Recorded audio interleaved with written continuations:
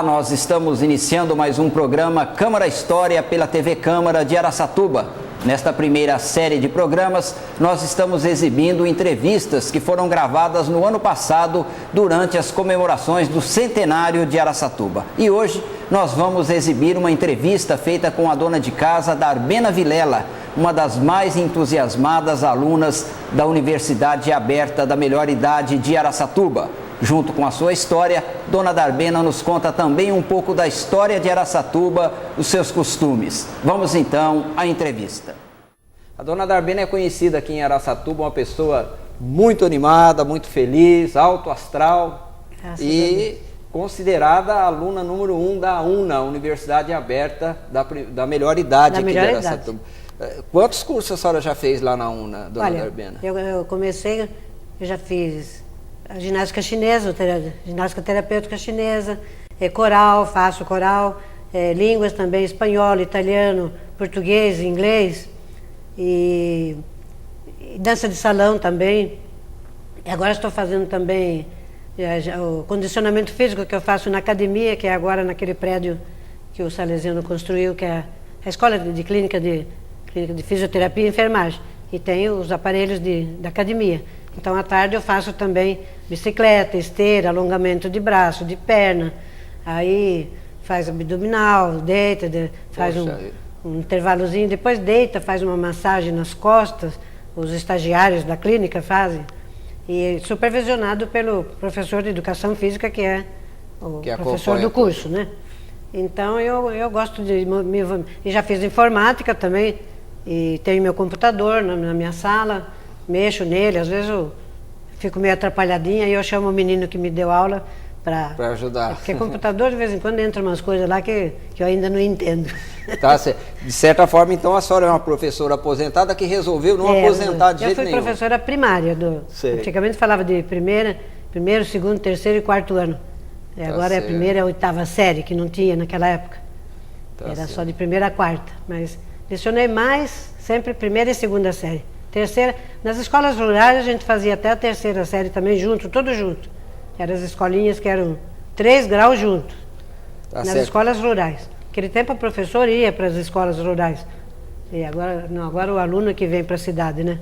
Tá certo. Tá bom. Mas passei essa época muito boa também. Comecei a lecionar em 1953. 53. E me aposentei em 1984. Mas já na biblioteca do IE, porque eu tive problema de cordas vocais, precisei ser afastada. Normalmente o professor acontece, normalmente, né? É o mal dos professores. Tá certo. Agora, dona Darbena, mas graças a Deus está aí. Eu queria e que na a senhora... UNA eu faço tudo que eu tenho vontade de fazer, eu faço. Não para, né? Não tem parada. Daí eu não quero parar. Tá certo. Vamos falar um pouquinho de história? Tudo bem. A senhora é uma pessoa que a gente estava conversando aqui, daria para escrever um romance, na verdade, né? Então, isso que eu vou perguntar para a senhora com relação à sua vida aqui em Araçatuba. A senhora chegou aqui... Bom, primeiro vamos falar que ano que a senhora nasceu. Eu nasci em 1924, dia 6 de maio de 1924. Em Potirendaba. Em Potirendaba, que naquela época pertencia a Rio Preto. Tá, e quando é que a senhora chegou em Araçatuba? Eu cheguei, de acordo com o que meu pai dizia, foi em 1928, me parece que foi em agosto, dia 6 de agosto, que era o dia de Bom Jesus. Chegaram em Araçatuba. Chegamos nesse dia. Meu pai sempre tinha uma devoção, todo ano, ele saía lá de onde a gente morava, aí já nessa época, na Antônio Florense, 149. Aí ele vinha aí na igrejinha, que era aquela primeira igrejinha, para acender uma vela e agradecer a Jesus, a Deus, pela estadia nossa aqui, que graças a Deus sempre foi muito, muito bem, apesar de morar, na primeira época, numa zona rural, que hoje é cidade, naquele tempo era a zona rural, era uma chácara, né? Aonde que era essa chácara? Ali, hoje acho que é Jardim América, porque o Jardim Monte Carlo era do meu avô, que era vizinho. E até hoje ainda tem netos que moram lá na mesma casa que meu avô morava. Tá certo. Tem neta morando lá. É o Jardim Monte Carlo. E o Jardim América é onde tinha a chácara que eu vivi até a idade de 13 anos. Aí que eu vim morar na Rua Antônio Florense, ali pertinho, que não tinha Nipo, não tinha o Zé Cândido, não tinha o IE. Na UIE acho que já tinha já tinha sim. Tá certo. A primeira parte do IE. Depois o IE foi reformado, Aí veio aquele prédio passou grande, pro lado de lá da rua, né? Lembra? Tá certo. Agora eu queria conversar com a senhora, aí, dona Darbena, a senhora fala. contar um pouco pra gente a questão das terras. A gente sabe que Araçatuba, no início, houve muita grilagem de terra, bastante. Se tomou muita terra de pessoas Tomou. que tinham comprado terra honestamente, houve muitos problemas. E a senhora, pelo que eu sei, o seu avô teve esse problema. Ele chegou quando aqui em Araçatuba? E amigos dele também lá de Potirendaba, de lá da cidade onde a gente morava, vieram aqui para comprar, porque tem a fama das terras aqui eram boas para agricultura, né? Tá certo. E meu avô comprou e deixou. Depois é que ele veio morar mesmo aqui. Mas antes ficou lá. E nessa ocasião teve aquele problema dos suíços, né? Sim. Tomou terra. Tomando Como terras. É que foi? Vamos contar certinho. O seu avô chegou em 1924 em Araçatuba. Eu calculo, mais ou menos. Onde que ele comprou terras? É ali, perto de Guararapes, ali naquela região de Guararapes. Na Jangada. Jangada. Jangada. Quantos alqueires Ali ele chamava tudo Jangada. Tá certo. Aí ele parece que comprou uns 400 alqueires. E o que aconteceu? Tá bom. Aí deixou aí, né? Todo mundo comprava e deixava. E os documentos eram feitos todos em Penápolis, né? Aquele tempo Araçatuba ainda não tinha parte administrativa assim de cartório, não era comarca, como dizem, né? Tá Enfim, certo. então fazia tudo em Penápolis. Pertencia tudo a Penápolis. Sei. E sempre teve as pessoas mal intencionadas que faziam os negócios meio escusos, né? Chamada grilagem. Chamava né? grilagem mesmo, eram os grileiros. Os grileiros. Grileiros de terra. E eles faziam pegava terra dos outros e vendia para outro. Tá entendeu? Aliás, então não é bem. Eu não sei se o Suíça tomou assim, ou se ele comprou desses grileiros. Ele dizia que era dele. Ele falava que era dele. E inclusive meu avô também entrou nessa também e acabou perdendo metade. 200 alqueires. Conseguiu recuperar 200 alqueires por causa do advogado que meu pai contratou, que era o doutor José Travasso dos Santos, que veio começar a vida dele de advogado e pegou essas causas. E quem indicou para o meu pai até foi o doutor Valadão. Valadão Forquim, que foi prefeito. Foi prefeito depois. Ele tinha o cartório, né? Mas era muito amigo da gente. E aí o doutor Travasso começou a vidinha dele também, da profissão dele de advogado, nessa parte. E ele pegou causa de muita gente, não só do meu pai e do meu avô. Era do meu avô, né? E meu pai ia atrás, porque o meu avô já tinha idade, então meu pai é que ia atrás. E meu pai viajou muito para lá, para cá. Aquele tempo não tinha condução, não tinha, era estrada de ferro, e aí que começaram os primeiros ônibus para ir daqui de Araçatuba a Rio Preto, e de Rio Preto para Tirendaba. Tinha que arrumar a condução. Não é como hoje que tem... Que é fácil ir, né? Tem estradas, aquele tempo não tinha nem estrada quase, né? Tá certo. Aliás, era só a estrada de ferro mesmo, ou ia até com carro particular, precisava pegar carro particular para levar. Tá certo. Sabe? E ele, depois que ele recuperou... Aí conseguiu recuperar uns 200 alqueires, mas já tinha famílias já lá plantando nas terras dele. Nas terras daquela região toda. Tá certo. E conseguiu ainda, os próprios que compraram tiveram que comprar de novo, né? Tá certo. Para ficar, para não jogar na rua, tirar as famílias. Tá certo. Desocupar. Quer dizer, a pessoa comprava, depois vinha e comprava de novo. Era obrigada a comprar. Não sei se os documentos eram tudo assim, não sei nem se tinha documento certo, né? Porque era tudo grilado, como diz, não tinha nem, o documento mesmo não era nem reconhecido. Tá certo. Agora... Mas aí meu avô conseguiu ainda pegar metade e vendeu para os... Não, pagou acho que os honorários do advogado com o próprio terreno, né? E o doutor Travasso fez um acordo, pôs um preço, meu avô concordou, porque ele não ia fazer mesmo nada, ele não ia plantar lá nem nada, né? Sei. Então vendeu. Acabou vendendo. Mas era tudo ali na região da Jangada, Guararapes, divisa de Guararapes, ali tudo, sabe? Deve ser pegar Rubiácea também, né? Pegava até no Rio Isso, Feio, né? No Rio Feio. Acho que até no Rio Feio. Isso. Sim. Aquela região toda. É bem conhecida essa época, né? Pegou. Exatamente, a chamada grilagem do HPI. O HPI. Do HPI. Tá certo. Agora, eu queria falar um pouco da sua infância. A senhora estudou no primeiro grupo escolar daqui? No primeiro grupo escolar de Araçatuba, que hoje tem o nome de Cristiano Ossi, mas não tinha o nome de Cristiano Ossi.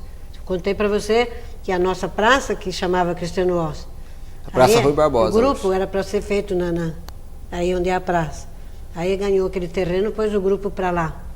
Aí pôs o nome de Praça Rui Barbosa, porque era, acho que era a morte do Rui Barbosa. Era uma data importante do Rui Barbosa. Tenho a impressão que foi a morte dele. E aí puseram Rui Barbosa na Praça Central e pôs o nome no grupo, que é o primeiro grupo escolar de Araçatuba, é o Cristiano Ossi. Tá certo. Depois veio o Zé Cândido, depois veio o Luiz Gama, os 3 primeiros grupos de Araçatuba.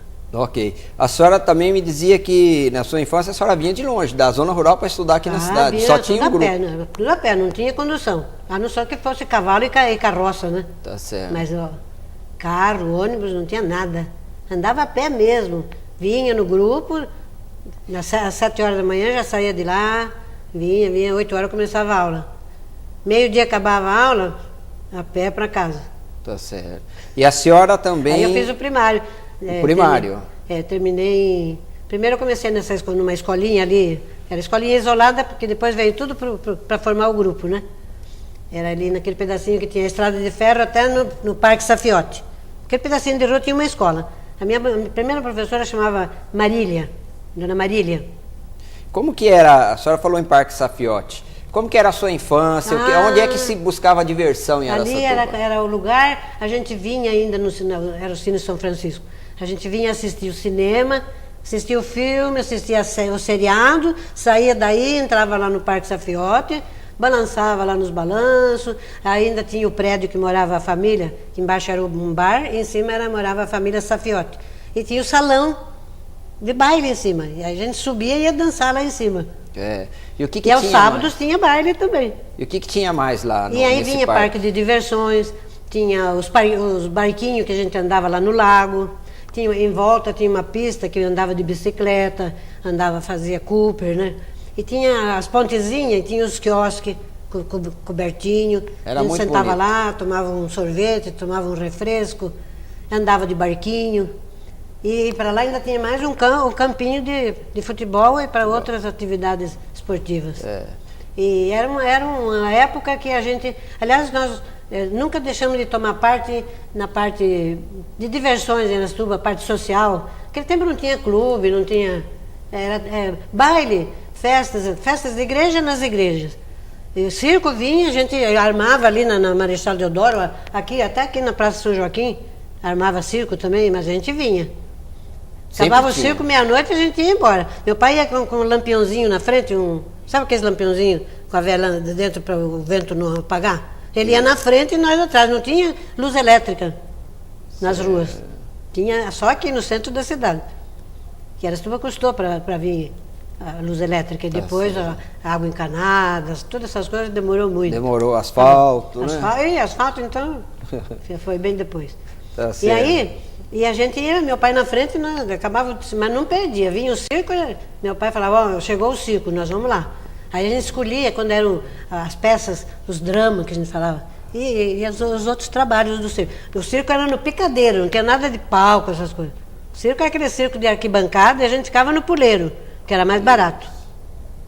Não tinha, tinha as cadeiras especiais, os camarotes, isso era para as famílias mais... abastadas. Mas nós subimos no puleiro mesmo.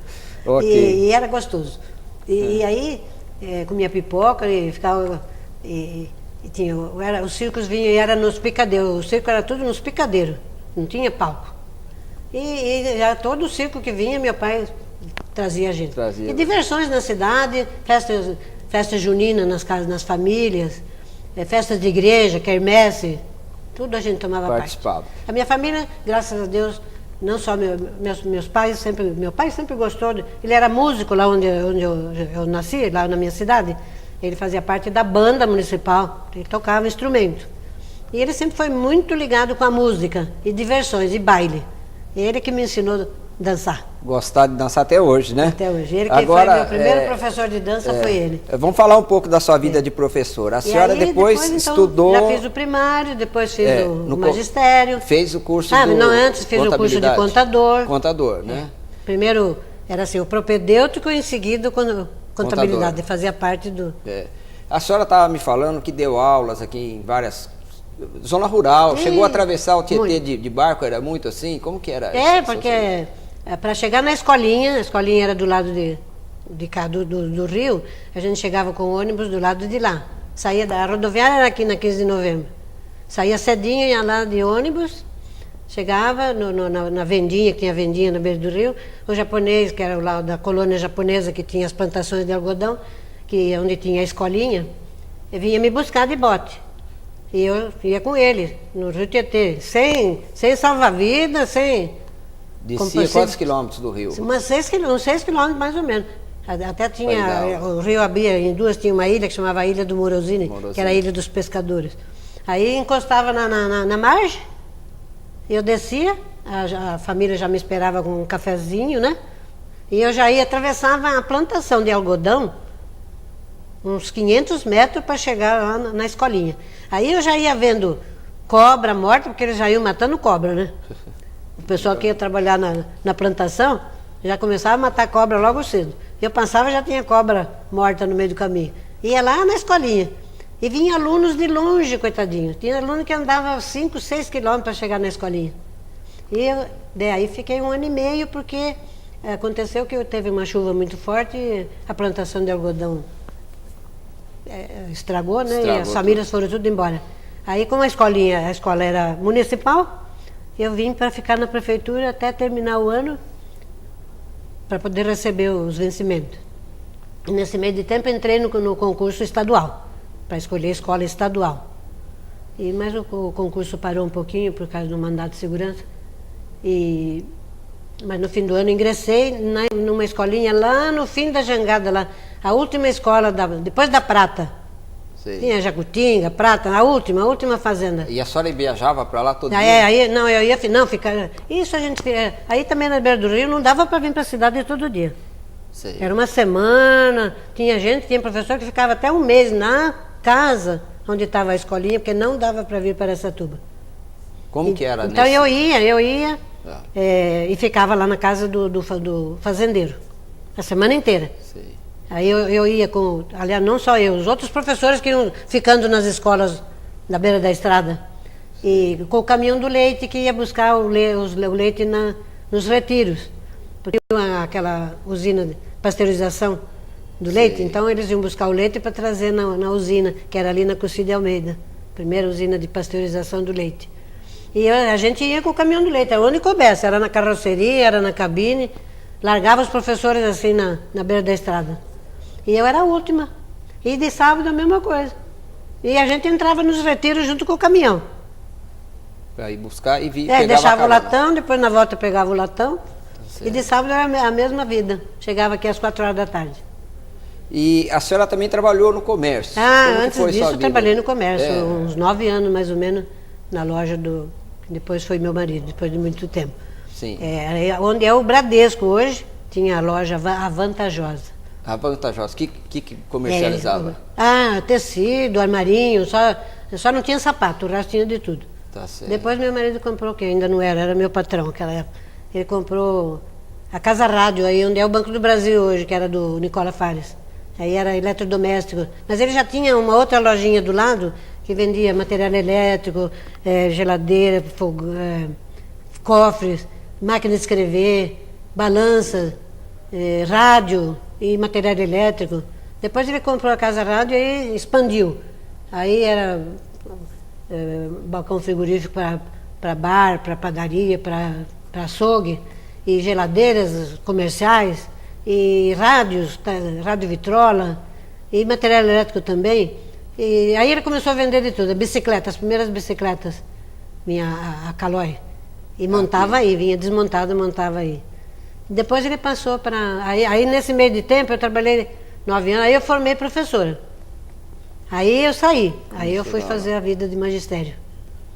Okay. Mas trabalhei 9 anos. Como que era a vida aqui, a diversão para a juventude nessa época? Tinha o chamado footing? Onde que era? Aí, primeiro em volta da praça. Na Praça Rui Barbosa. A Praça Rui Barbosa era o nosso footing. Depois passou para aqui na Oswaldo Cruz.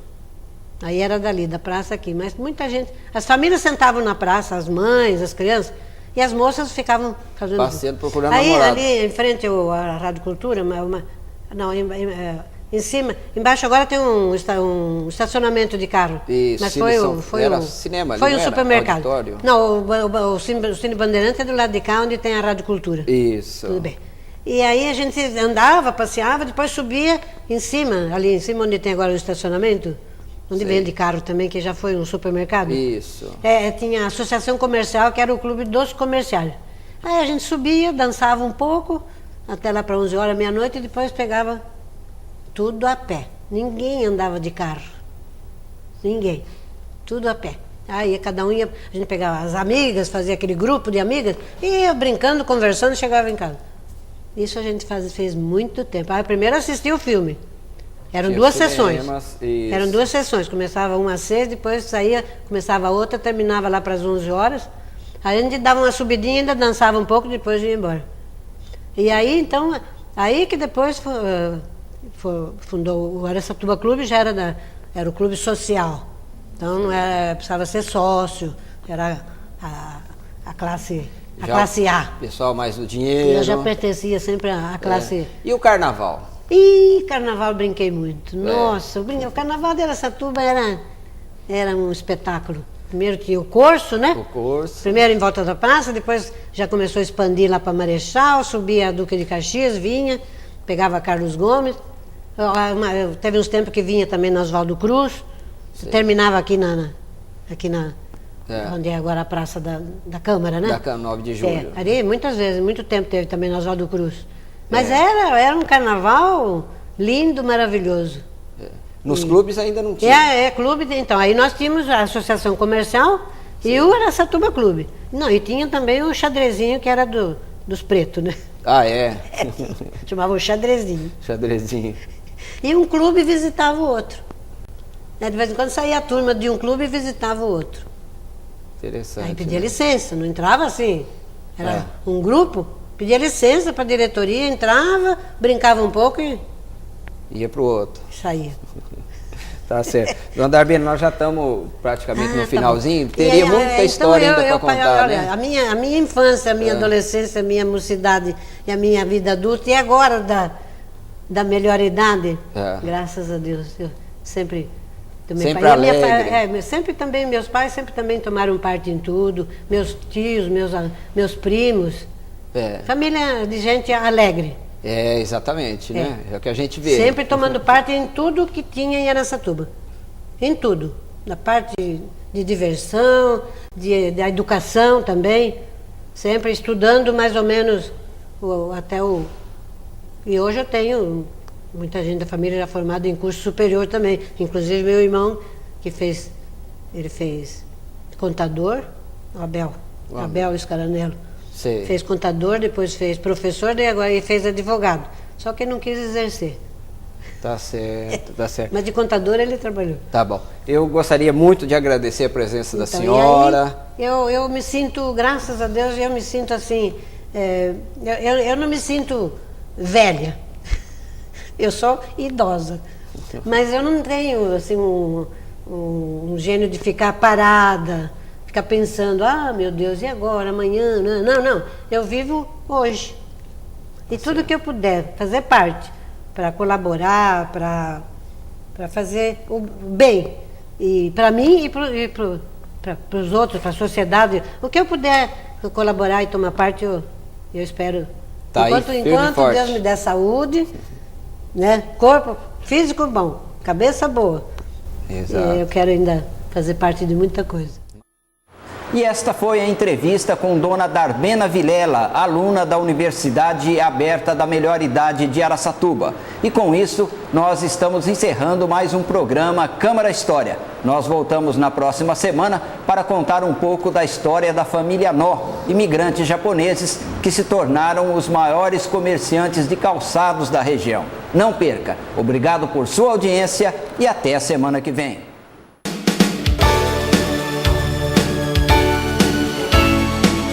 TV Câmara, canal 96 NET TV, o canal da comunidade.